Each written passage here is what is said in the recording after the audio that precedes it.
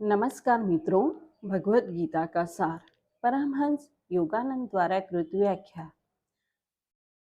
सर्वप्रथम आप सर्व को मेरी एक रिक्वेस्ट है कि अब तक जिन्होंने चैनल को सब्सक्राइब नहीं किया हो वो सभी चैनल को सब्सक्राइब जरूर करें और वीडियो को लाइक और ज़्यादा से ज़्यादा लोगों को शेयर जरूर करें। धन्यवाद। नमस्ते। अगर आपको यह पुस्तक खरीदनी है तो उसका लिंक नीचे डिस्क्रिप्शन बॉक्स में दिया गया है। गीता अध्याय 4, ईश्वर को जानने का परम विज्ञान। श्लोक क्रमांक 9। हे अर्जुन, जो सहज ज्ञान से मेरी दिव्य अभिव्यक्ति और इस स्पंदन युक्त संसार में मेरे निस्वार्थ कार्यों को समझता है, वह अपने शरीर को त्यागने के बाद, मृत्यु के बाद कभी भी बाह्य रूप अहम युक्त रूप में मनुष्य शरीर धारण नहीं करेगा। मुक्ति में उच्च उड़ते हुए वह मुझे प्राप्त करेगा। अहम और मुक्ति एक दूसरे से विपरीत है। अहम निरंतर आत्मा को संकुचित करता है, क्योंकि वह अपनी तुच्छ अभिव्यक्तियों से ही अपने असीम सामर्थ्य की पहचान बनाने पर बल देता है। जो अच्छा लगता है वह करो, कि भ्रमपूर्ण स्वतंत्रता स्व को निरंतर नीचे गिराती है, क्योंकि वह उसके तुच्छ शरीर को उसका स्वरूप बनाए रखती है, जबकि उसकी प्रकृति ललक कर कर पुकारती है, मुझे राग द्वेष की विरोध पूर्ण लहरों से ऊंचे उठने दो, मुझे अपनी आत्मा के हर्ष के असीम आकाश में ऊंचा उड़ने दो। ईश्वर के मार्गों को जानना, उनके साथ एक रूप होना और अपने मार्गों के रूप में उनमें आनंदित होना। ज्ञान के तप से पवित्र, आसक्ति, भय और क्रोध से मुक्ति तथा पूर्ण रूप से मुझ में लीन अनेक ने मुझे मेरे साथ एकत्व प्राप्त किया। अनेक ने मुझे प्राप्त किया। सत्य के साधकों को यह समझ लेना चाहिए कि ईश्वर को खोजने के लिए माउंट एवरेस्ट की चढ़ाई चढ़ने जैसे कठिन प्रयत्न की आवश्यकता नहीं है। इस चढ़ाई को पूरा करने के लिए प्रारंभ की अपेक्षा अंत में बहुत अधिक प्रयत्न करना पड़ता है। ईश्वर को पाना दुनिया में सबसे आसान, सबसे स्पष्ट और सबसे अधिक स्वाभाविक कार्य है, और अंत में व्यक्ति को ऐसा नहीं लगता कि वह गंभीर और तीव्र उत्साह के साथ अत्यधिक परिश्रम कर रहा है, बल्कि व्यक्ति पूर्ण आनंद में परम विश्राम पाता है। परिश्रम, तनाव, जोश, तीव्र उत्साह, ये सब आत्मा के लिए पूर्ण समाप्त हो जाते हैं। जो बचता है वह है सच्चिदानंद, नित्य सत्य, नित्य चेतन, नित्य नव आनंद। हे पार्थ अर्जुन, मेरे पास व्यक्ति जिस मार्ग से आता है, मैं उसे उसी प्रकार उत्तर देता हूँ।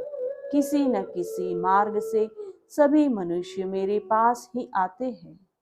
अपनी सांसारिक इच्छाओं की पूर्ति के लिए जो देवताओं की पूजा करते हैं, जो विभिन्न रूपों में आदर्श है, प्रतिमाएं नहीं, वे जानते हैं कि इस प्रकार की सफलता को प्राप्त करना अपेक्षाकृत अधिक आसान है। ईश्वर के प्रति परम भक्ति की अपेक्षा छोटे उद्देश्य अधिक जल्दी और आसानी से प्राप्त किए जाते हैं। घर बनाने के लिए व्यक्ति वास्तुकार और गृह निर्माता एक दृष्टि से छोटे देवता से बात करता है। व्यक्ति ध्यान कक्ष में बैठकर घर के लिए ईश्वर से प्रार्थना नहीं करता। अगर वह सोचता है कि एक आदर्श घर में उसे पूर्ण रूप से खुशी मिलेगी, तो अंततः उसका भ्रम दूर हो जाता है। वह बोर हो जाएगा, दिमाग की घर को खा जाएगी या ईर्ष्या के कारण पड़ोसियों से बैर हो जाएगा। इस दुनिया में अधिक समय तक कोई भी उपाय सफल नहीं रहता। जब मोह भंग होता है तो लोग संतुष्टि पाने के लिए और चीजों की ओर झुकते हैं। यह ईश्वर की ओर जाने वाला घुमावदार रास्ता है, पर यह भी आखिरकार उस तक ही पहुंचाता है, क्योंकि बार बार होने वाली निराशा भी व्यक्ति को अंत में ईश्वर की ओर ही मोड़ देती है। इस प्रकार भौतिक रास्तों से प्राप्त किए गए भौतिक सुख या किसी छोटे देव के प्रति की गई अहम प्रेरित प्रार्थना से शीघ्र परिणाम प्राप्त होता है, परंतु ये परिणाम उस दीवार की तरह है जो बहुत अधिक रेत से बहुत कम सीमेंट डालकर बनाई गई है और शीघ्र ही ढह जाती है। 3 गुणों के साथ व्यक्तियों के विभिन्न कर्मों के सम्मिश्रण से 4 वर्ण बने हैं। यद्यपि इन भावों के द्वारा मैं सृष्टि में सक्रिय हूँ, पर यह जान कर कि मैं स्वयं में सदा अकर्ता और अपरिवर्तनशील हूँ। गुणों और जाति प्रथा पर हम पहले ही चर्चा कर चुके हैं। यहाँ यह अतिरिक्त शिक्षा एक महान सत्य है कि कर्म स्वयं एक भ्रम है। ईश्वर करता है, परंतु कर्म नहीं करता, क्योंकि सभी कुछ स्वप्न है। एक स्वप्न देखने वाला व्यक्ति तैरना, पहाड़ पर चढ़ना, लड़ना आदि अनेक कार्य करता है, पर वह जागने पर देखता है उसका शरीर बिस्तर से हिला भी नहीं। परमहंस योगानंद इस प्रकार स्पष्ट करते हैं।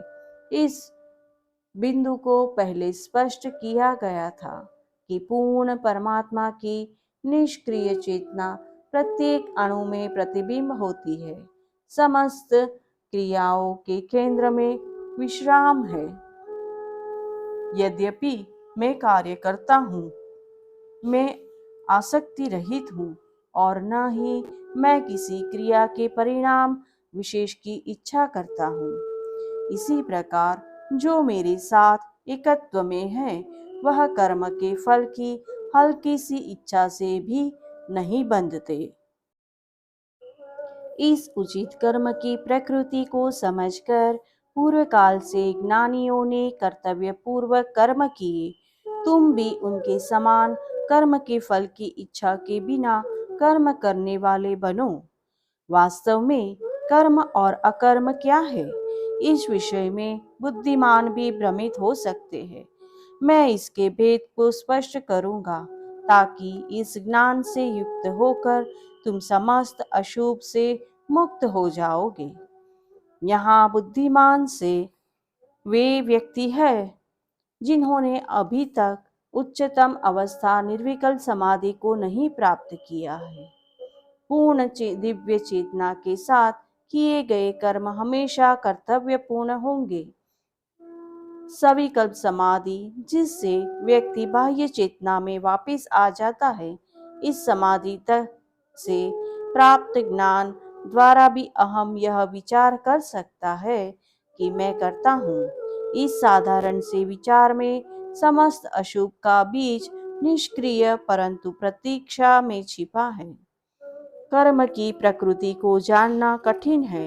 इससे समझने के लिए उचित कर्म, अनुचित कर्म और अकर्म के बीच अंतर को जानो।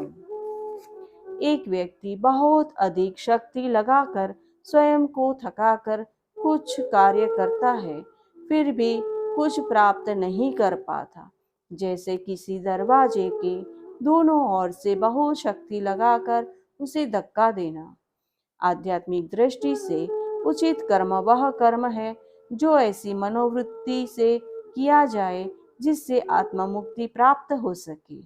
ऐसी मनोवृत्ति में कर्म के फल के प्रति अनासक्ति के साथ साथ इस चेतना के साथ कार्य करना है कि ईश्वर मेरे द्वारा कार्य कर रहा है।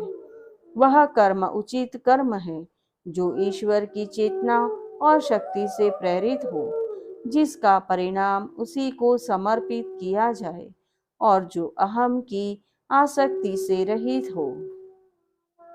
यह आवश्यक नहीं है कि उचित कर्म वह कर्म है जिसे दूसरे लोग इसलिए उचित समझते हैं क्योंकि वह उन्हें खुशी देता है। सापेक्ष रूप से ऐसा कर्म उचित हो सकता है यदि वह स्व को बेहतर करने वाला है, शारीरिक, भावनात्मक या मानसिक प्रगति कराने वाला है, जैसे लाभदायक शारीरिक व्यायाम, ध्यान और इच्छा शक्ति को विकसित करने के प्रयत्न, विचारों की स्पष्टता को प्राप्त करना, अनुभूति की शांतिमय उन्नति और विस्तार को विकसित करना, ये सब उचित कर्म है क्योंकि ये सैनिकों के कुरुक्षेत्र के महान युद्ध के लिए तैयार करते हैं। ऐसा कोई भी कर्म जो अहम को पुष्ट करता है, चाहे स्वार्थ से उसे संकुचित करता हो या गर्व से उसे फुलाता हो, वह अनुचित कर्म है।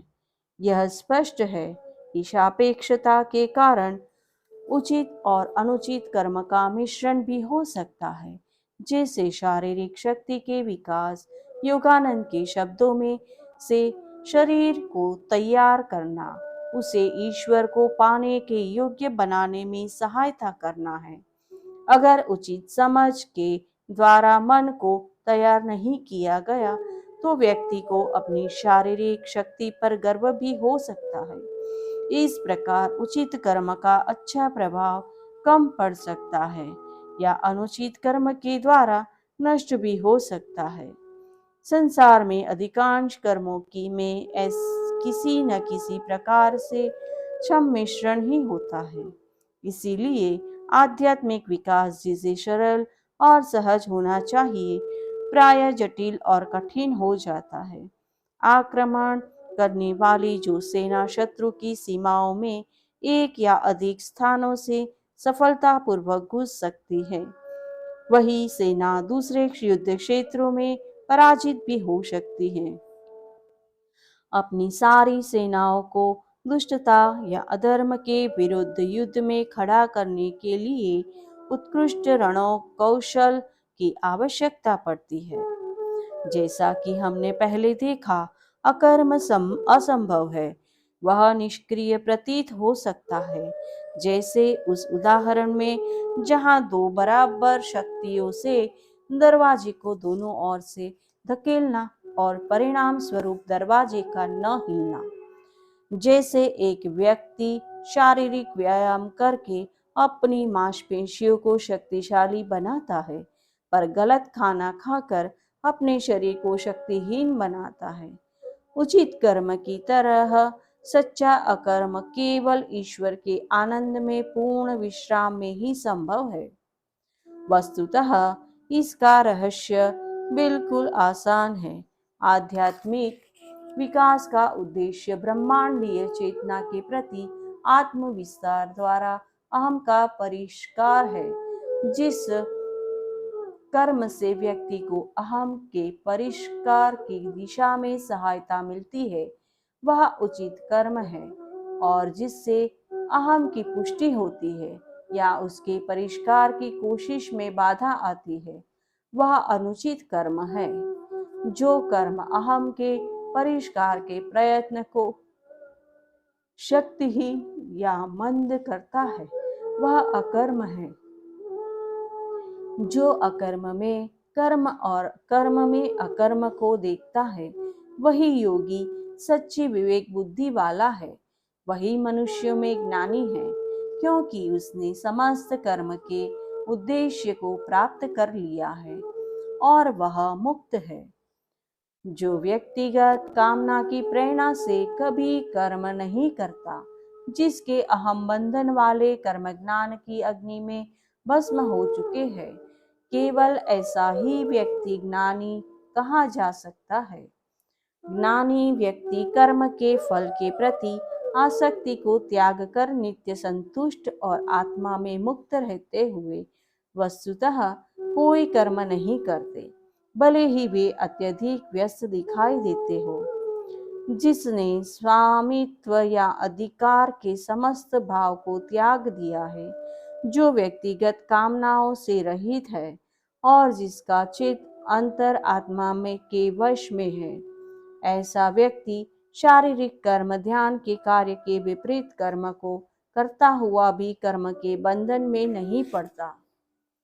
मेरे गुरु कहा करते थे, गलत उद्देश्य से अच्छे कर्म करना कुछ भी न करने से अच्छा है। इस संसार में प्रत्येक वस्तु सापेक्ष है। किसी कर्म के उचित या अनुचित होने का फैसला उसकी दिशा के अनुसार किया जाना चाहिए। एक व्यक्ति के लिए जो कर्म उचित या अच्छा है, दूसरे के लिए वह अनुचित या बुरा हो सकता है। अगर महात्मा गांधी या ईसा मसीह एक दिन प्रातः काल जाग कर यह संकल्प करते, मानवता की सेवा करते करते मैं थक गया, अब से मैं खूब मेहनत करके 1 करोड़पति बनूंगा, तो क्या प्रत्येक आदमी, यहाँ तक कि घोर भौतिकतावादी भी नहीं कहता, यह व्यक्ति तो गिर गया। दूसरी ओर अगर एक महा आलसी व्यक्ति अपने अकर्मण्यता के बिस्तर से खुद को जगाकर वही संकल्प करता है, तो क्या सब लोग, यहाँ तक कि सन्यासी भी यह नहीं कहेगा कि उसके इरादे ठीक और नेक है। प्रश्न इस बात का है कि व्यक्ति कहाँ से आया है और कहाँ जा रहा है। एक गड्ढा खोदने का शारीरिक श्रम व्यक्ति की मनोवृत्ति के अनुसार अच्छा, बुरा या निरर्थक कर्म हो सकता है। दो व्यक्ति एक ही काम को साथ साथ करते हैं, फिर भी एक अहम प्रेरित भयों का कामनाओं से प्रेरित हो सकता है और दूसरे का उद्देश्य ईश्वर को प्रसन्न करने के अतिरिक्त और कुछ भी नहीं हो सकता। एक अहम के बंधन में कार्य कर रहा है और दूसरा आध्यात्मिक मुक्ति में। जो व्यक्ति जो कुछ उसे प्राप्त होता है उसमें संतुष्ट है, सममन वाला और द्वंद्वों से परे है, तथा जो ईर्ष्या, द्वेष और घोर शत्रुता आदि से रहित है और जो अंततः सफलता तथा विफलता को समभाव से देखता है, वह कर्म के बंधन से मुक्त होता है। यद्यपि इस विषय पर पहले चर्चा हो चुकी है, पर संक्षेप में एक बार इसके विपरीत मामले को लेना उचित होगा। जो अप्रत्याशित परिस्थिति से उद्विग्न हो जाते हैं, जो खुशी में हमेशा उछलते हैं और निराशा में झुक जाते हैं, जो ईर्ष्या, घृणा, द्वेष से भरे हैं और जो सफलता में उत्साह भरा आनंद मनाते हैं और असफलता में भावात्मक रूप से विनष्ट हो जाते हैं, क्या ऐसे लोगों को कभी भी मानसिक शांति प्राप्त होती है? जैसा कि कृष्ण ने प्रारंभ में कहा, जिसे आंतरिक शांति नहीं है उसके लिए खुशी कैसे संभव है? सांसारिकतापूर्ण मन में खुशी के नाम पर और कुछ नहीं, बस भावनात्मक उत्तेजना होती है या कई बार कुछ समय के लिए कष्ट या क्रोध के कारण छुटकारा मिलता है। उत्तेजना भय, संदेह, अनिश्चितता की ओर ले जाती है। उत्तेजना से कुछ समय के लिए मुक्ति संतोष की ओर नहीं, बल्कि अंततः अनमनेपन और उदासीनता की ओर ले जाती है। इस पर ध्यान देना कितना दिलचस्प है कि अपने हाव भाव आदि से लोग अनजाने में ही यह बता देते हैं कि उनके शरीर में शक्ति का प्रवाह किस और हो रहा है। जब वे उत्तेजित होते हैं, वे ऊपर नीचे कैसे उछलते हैं। मेरुदंड की ईड़ा नाड़ी में शक्ति के ऊर्ध्वगामी प्रवाह के कारण ऐसा होता है। छोटे बच्चों को देखो जो अपने भावों के बाह्य प्रदर्शन पर नियंत्रण नहीं कर पाते। वे पिंगला नाड़ी के द्वारा मेरुदंड में शक्ति के अधोगामी प्रवाह को कैसे अभिव्यक्त करते हैं। उनकी बाहें नीचे लटकने लगेगी, कंधे झुक जाएंगे, बार बार पैर पटकेंगे, जोर से रोक कर उच्छ्वास लेंगे, जमीन पर लौटने लगेंगे या मुक्के तानेंगे। ऐसे हाव भाव उनकी शक्ति के अधोगामी प्रवाह को दर्शाते हैं। संतोष स्वयं में एक गुण है, किसी चीज का परिणाम नहीं है। प्रयत्नपूर्वक इसका अभ्यास करना चाहिए। व्यक्ति को स्वयं को कहना चाहिए, मुझे कुछ नहीं चाहिए, मुझे कोई नहीं चाहिए, मैं स्वयं में मुक्त हूँ। ओम वासुदेवार्पणमस्तु। जय गुरु। अगर आपने भगवत गीता को अपने जीवन में पढ़ा है तो अपने अनुभव और कौन सी गीता पढ़ी है वह कमेंट बॉक्स में लिखकर हमें ज़रूर बताएं। धन्यवाद। नमस्ते।